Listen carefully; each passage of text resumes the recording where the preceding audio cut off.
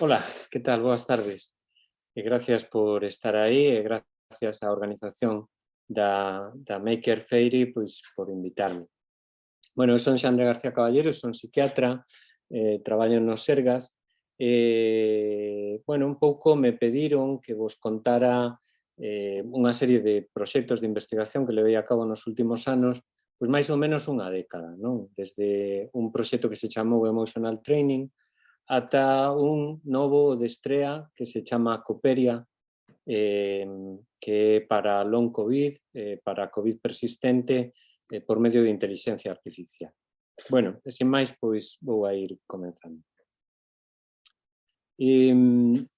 Facendo un pouco de historia, a historia vende moito atrás. Este era meu pai, e era meu pai, pois nunha das súas bateas, pois facendo un experimento un deseño de corda de mexillón nova, que se chamaba un brick, era unha corda que se metía aí como se fora un calcetín, se botaban os mexillóns dentro cunha malla bueno, de viscosa que era biodegradable e despois quedaba a rede por fora. Me din que non se está vendo o cambio de diapositiva. Se ve? Pois a ver que problema hai.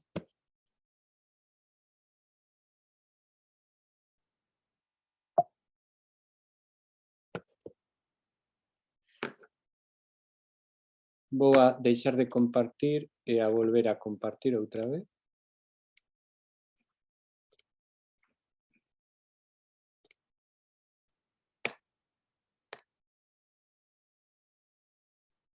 A ver se agora se ve.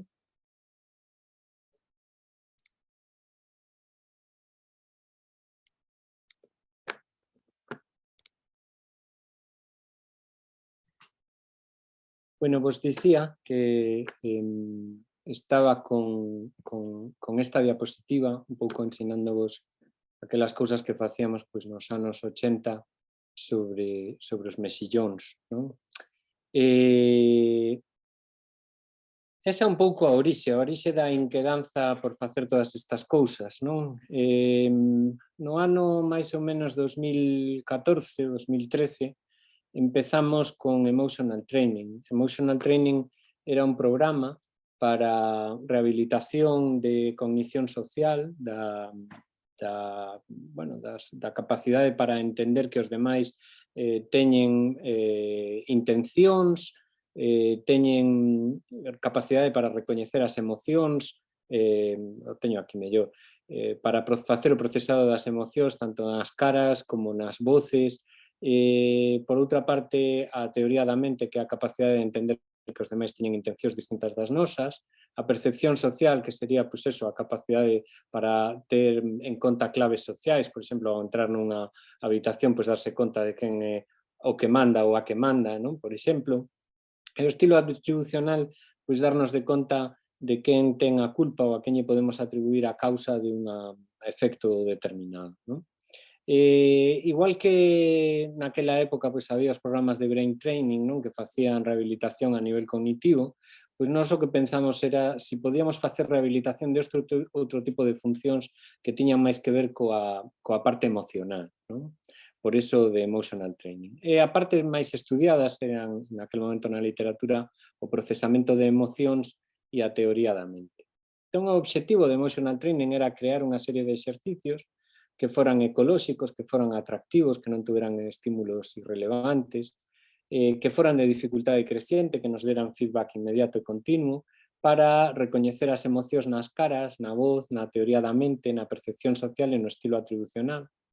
E para iso construímos unha serie de historias que nos permitisen vehicular ese tipo de tratamentos pois, aos pacientes. Fixemos un montón de fotografías para evitar problemas de copyright.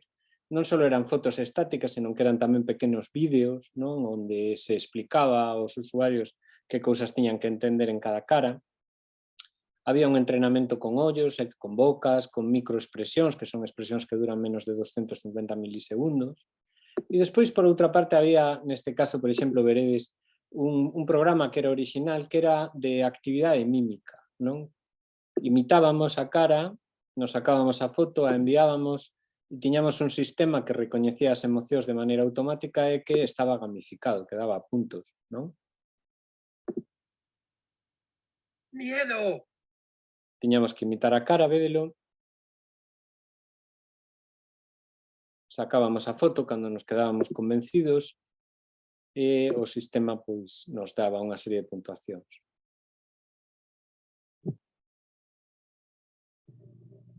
Betty le comenta a Simone que Noelia tiene la barriga como una tableta de chocolate. Mírala, es que está estupenda. Yo, claro, trabajo tanto que no tengo tiempo de dedicarme a mí. Y mira qué barriga me ha salido. No te preocupes, es normal. Ella es más joven. Bueno, e despois tiñamos tamén unha película de debuxos animados que se chamaba A Festa, na que unha serie de personaxes, como neste caso pois estes dous eran uns dos invitados na festa, facían toda unha serie de comentarios nos que había, como neste caso, unha metedura de pata, non? Entón, bueno, pois eses sketches, de alguma maneira, despois viñan apoiados cunha serie de cuestións, non? Neste caso, pois alguén dixo algo que non debía, entón había que identificar que era o rapaz o que lle dicía a moza, era a súa moza, que esa faltada, non? Entón tiñamos que identificar isto e despois identificar pois, como se sentía Betty, donde había pois, o mellor, neste caso, por exemplo, a última resposta enfadada porque Simone non as coita nunca, bueno, pois non podíamos inferir que non as coitara nunca por ese contido, é dicir, eso sería unha generalización improcedente, non? Ou en todo caso a correcta sería a primeira, enfadada porque Simone insinuou que estaba maior. Bueno, a cuestión era que cada unha destas preguntas levaba aparellado, vedes debaixo un audio e unha foto, non? Pois levaba tamén hipervínculos que cando fallábamos pois nos axudaba a entender mellor por que estábamos fallando. Bueno, fixemos primeiro esa película de debuxos animados e despois con outro proxecto, digamos, como máis ambicioso, fixemos o mesmo, pero esta vez tendes abaixo a fotografía cunha película, pero cunha película con actores. Era a seguinte digamos, a seguinte festa, non? Era pois un tempo despois, esta xente volvía a facer outra festa que se chamaba A Sorpresa, pois porque había unha trama aí de enredo e de mentiras pois para non desvelar cal era o propósito segredo, digamos, da festa, non? Bueno, ademais deses xogos para a teoría da mente, pois fixemos tamén un videoxogo, non? O videoxogo era un pouco o tope da gama de todo isto, non? Porque así como a parte de teoría da mente, de estilo atribucional, de relectura das intencións nos outros, de entender meteduras de pata, de entender usos metafóricos da linguaxe, pois tiñamos unha parte que son, digamos, a parte máis complexa da teoría da mente, que é o que se chaman dilemas morais, non? Bueno, un pouco o que nos plantexamos foi facer unha aventura conversacional onde temos pois, varios personaxes, un deles é o que está arriba á esquerda, Alfredo Botóns dun hotel que ten que navegar pois, en distintos escenarios cos resto dos traballadores do hotel e cos clientes e tratar de ir, digamos, conseguindo as chaves douradas, non? Que o que fai que un conserxe pois, sexa dos mellores do mundo, non? Para conseguilo, pois, ten que entender cales son as intencións dos outros e tamén bueno, pois, tomar decisións, moitas veces de tipo moral, e se falla, pois, damos volta no argumento, había un argumento como unha serie de solucións máxicas que o levaban de atrás para diante para que pudera repentizar esas accións de maneira máis virtuosa, non? Bueno, construir eses guións foi complicado, foi moi latoso, pero bueno, pagou a pena, pois porque conseguimos facer moitos experimentos, primeiro fixemos un estudo piloto con pacientes con esquizofrenia, isto este do ano 2016, despois no ano 2018 xa publicamos un ensaio clínico aleatorizado tamén con pacientes con esquizofrenia, probando esas partes, a parte de recoñecemento emocional e a parte de teoría da mente. Fixemos tamén estudios con estudantes para ver se era posible entrenar o recoñecemento de emocións faciais, porque eso obviamente pues, é moi importante na xente que traballamos na saúde, ser capaz de entender a linguaxe no verbal pues, é fundamental. E como vedes, pois o programa pois, levou tamén distintos premios, non? Pois levou premios a nivel nacional, como Albert Joel, de Humanización en Medicina, Second Chance, o videoxogo, pois levou o premio ao mellor videoxogo de saúde no ano 16. E despois, recientemente, pois, tamén fixemos uns estudios de recoñecemento nas voces, non? É dicir, a emoción non só se transmite polas caras, senón que tamén se transmite coa voz. Dentro das voces, pois tiñamos... A ver se Nos veremos antes de la función. Vale, non sei se os coitáchedes. Tiñamos estes audios. Nos veremos antes de la función. Bueno, que cada un deles pois, está entonado cunha emoción determinada e unha vez que ti fas a proba, que saltas o audio, non? Pois aparecen distintas opcións, ao principio moi sinxelas, normalmente dicotómicas, con valencias positivas ou negativas, pero que despois se van facendo cada vez máis complicadas para que as persoas pois, se vayan entrenando nesa complexidade, non? E, bueno, pois se fixeron distintos experimentos en distintas asociacións de Galicia e tamén no resto de España, probando, digamos, estes audios e vendo se os pacientes pois, melloraban en test canónicos pois, o recoñecemento das emocións e fomos publicando pois, distintas versións dos proxectos a nivel internacional.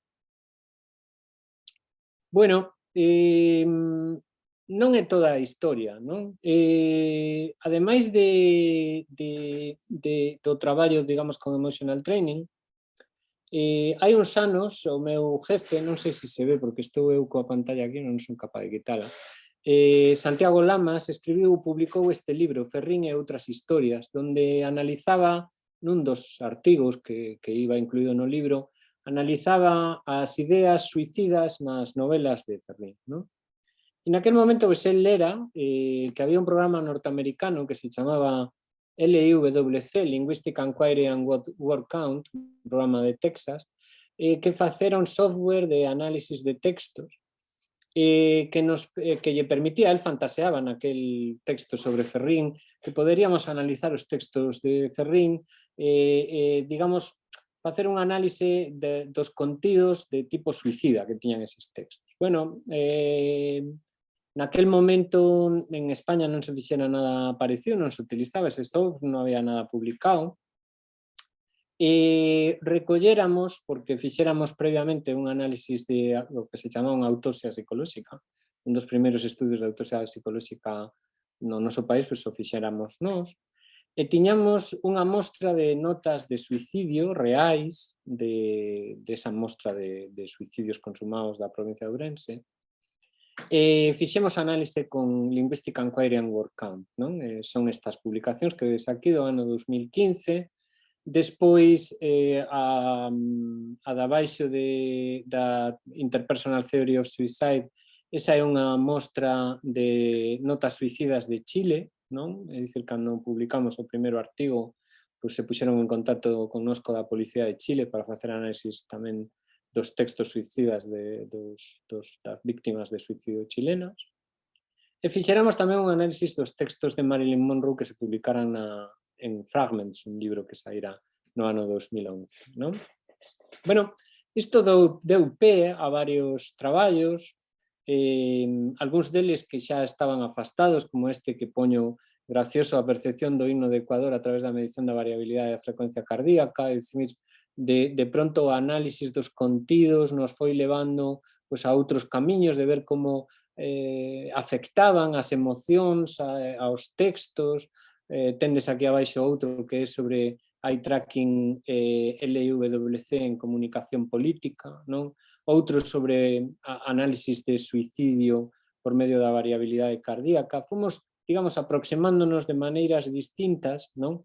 Por medio dos textos e por medio tamén da variabilidade cardíaca, da distancia entre latidos, pois a distintas medidas de tipo emocional.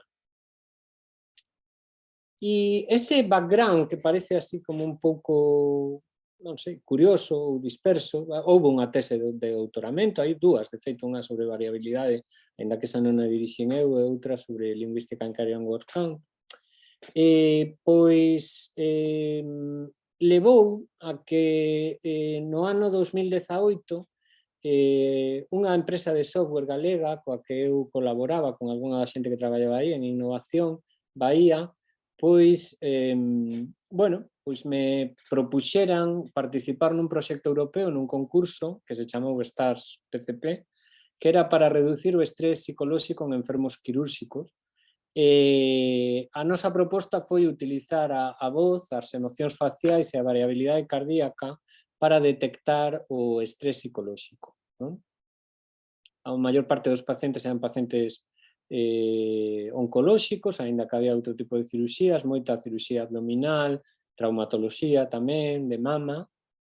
E os pacientes, pois vemos aquí clasificados con un instrumento que é unha escala analóxico-visual para medir a ansiedade, pois había máis ou menos a metade non tiñan ansiedade, a outra metade pois tiñan ansiedade, unha parte deles pois tiñan ansiedade, digamos, moderada, e unha parte máis menor, pois ao mellor non sei canto será eso, pois o 16 ou 15% pois terían ansiedade severa, non? Bueno, entón o que fixemos foi clasificar os enfermos, etiquetalos dese momento, e analizar, digamos, os seus verbatins, non? Gravalos en audio que nos contaran como se encontraban e ese audio procesalo por medio de bueno, pues dun software de análisis con inteligencia artificial, con Support Vector Machine se chama, que analiza 45, digamos, rasgos da onda acústica e, digamos, pondera pois, cales deses rasgos permiten clasificar mellor aos pacientes con ansiedade con respecto aos que non o tiñen, non? Tamén o medimos as emocións faciais mentre eses pacientes falaban e tamén a variabilidade cardíaca mentre facíamos estas probas, non? Entón resulta que o que nos saliu é, utilizando como gol estándar pois esa escala analóxico digital, que podíamos lograr isto é a área baixo a curva, non? Da curva ROC, e que podíamos conseguir con varios deses parámetros fusionados pois unha curva ROC de 0.8 que é, bueno, pois xeitosa de cara a considerarla como modelo clasificatorio, non? Estas son as curvas, temos en vermello pois a curva de fusión e as outras pois con algunhas das emocións, por exemplo, o feito de que os pacientes puxeran cara de sorpresa pois iba en contra de que estuveran moi ansiosos. Despois, bueno, pois estas son variables de variabilidade cardíaca e a voz que tamén está por aí en amarelo. E o mesmo nos saiu medindo cortisol en saliva, é dicir, que cortisol é, digamos, como unha medida, digamos, máis fiable, non? Do nivel de estrés dos pacientes, incluso aquí a curva ROC nos saía en 0.84. É dicir que nunha mostra non moi grande éramos capaces de demostrar por medio de inteligencia artificial quen estaba estresado e quen non de maneira automática. Bueno, con ese expertise previo, pois apareceu unha nova convocatoria na que, digamos, se permitía ou se pedía ferramentas pois para traballar sobre COVID, non? O obxectivo deste proxecto Cooperia, que está neste momento en desenvolvemento, é o desenvolvemento e a validación dunha plataforma para o diagnóstico, o empoderamento e a rehabilitación física e cognitiva dos pacientes afectados por COVID persistente. Estaba aí a software tamén, está Imagine, está DeathMeds, unha startup de aquí de Ourense de rehabilitación deportiva, está o grupo Liados de Vigo e Atlantic que fai análisis de voz de Teleco de Vigo. Bueno, o obxectivo do proxecto é diferenciar os pacientes que teñen COVID persistente de maneira obxectiva e vamos a facelo por medio de variabilidade cardíaca e tamén, digamos, de conductancia dérmica, non? De parámetros de voz e de tos. Vamos facer tamén un ensaio clínico, nunha parte un ensaio clínico de tipo cognitivo, onde faremos xogos de rehabilitación cognitivos para iso que lle chaman brain fog, e tamén unha parte de rehabilitación física, que será Cooperia Rehab, donde compararemos unha rehabilitación online con fisioterapia online versus un grupo que o fará físicamente no hospital. A avaliación cognitiva, bueno, estamos neste momento desenvolvendo xogos, non? Para esa rehabilitación, se utilizarán baterías normais estándar para medir os pacientes antes e despois da intervención, e os xogos pois serán xogos de atención e de memoria, que son os procesos nos que fallan máis, non? Os pacientes con COVID persistente. E na parte de rehabilitación funcional, pois o mesmo, teremos unha serie de medicións que son estandarizadas, de frecuencia cardíaca, de tensión arterial, de saturación de oxígeno, variabilidade cardíaca, escalas de disnea, escalas de tipo, ou probas de tipo fisiolóxico respiratorio, e o que faremos pois será entrenar online aos pacientes, a un grupo, e comparalo co grupo que se entrene físicamente no hospital. E bueno, teño a impresión de que fun como un pouco correndo, pero xa pasaron os 20 minutos que me deron, así que, se vos parece, vou deixar de compartir pantalla e vemos a ver se podemos falar algo.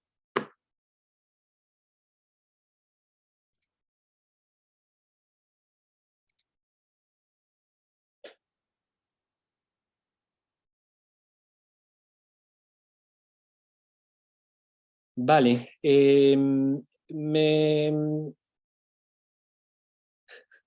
están dicindo que non houbo preguntas, ao mellor é que fun un pouco apurado.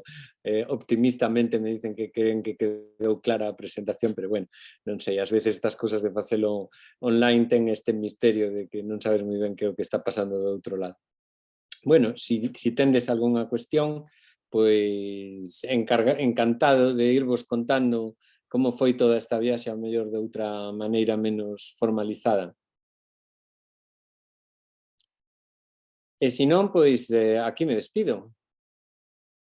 Moi ben, bueno, pois encantado de falar convosco e espero que vos gustara. Se necesitades algunha cousa, pois xa sabedes onde estou. Gracias.